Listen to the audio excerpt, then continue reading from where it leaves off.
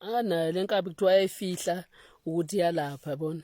Yayifihla. Kuthiwa uma beza kuyi babona beza le abaze kuyo kuthiwa bese iyaphuma ihambe. Iphuma ihambe iye ngapha ithi hey ngisayonya. Ithi ngisayonya.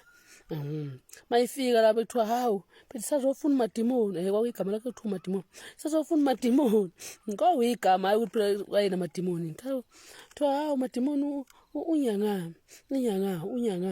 hawu kuthiwa usawonya kuthiwa unyanga kuthiwa bemlandele bengalapha la khona mayifike lapha bemfice lapha usefolile lapha kuthiwa muphi kuthiwa ugobela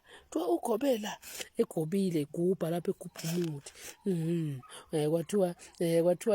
kwathiwa hayi le ndoda inyanga kwase kuthiwa yini inyanga kuthiwa ikunikeza umuthi kuthiwa uvula izinto ezivaliwe mfethu ngisho kuthiwa gogo wakho okhokho bakho nobani sebavala inhlanhla ayisaziwa lekhaya kuthiwa hayi ukunikeza umuthi omkhulu lona ukunikeza umuthi impela okhokho uvuleke yonke inhlanhla yakho ngisho inhlanhla yakhe endale kade yavaleka kuvuleka okhokho bakho nomkhulu bakho lasuka lapho igama lokuthi ukhokho uvula inyanga ngoba wayenikeza nomuntu onjani ovula into evaliwe kwathiwa inyanga ngoba yenze njani kwathiwa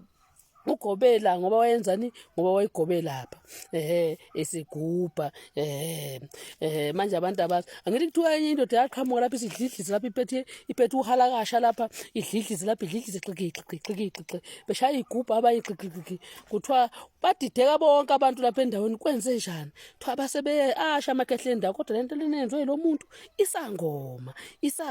lento lena kodwa manje asiyazi ukuthi yini kodwa isangoma kuthiwa lapho lasuka lapho ke igama lokuthi kuthiwa hayi isangoma ngampela babengazi ukwenzakalani kanti kwakuyiso phela ini isangoma bafowethu siyabonga kakhulu igama lami ngumaleni ngokwacabashe bafowethu siyabuya nengozi yokuchaza ibongo sekuseduzane bafowethu yobani sibona siqala nje sicheck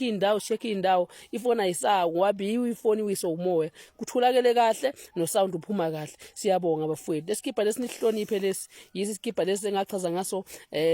ilokhu njani isigubhu senhlanhla siyabonga kakhulu bafowethu sanithanda bafowethu amen.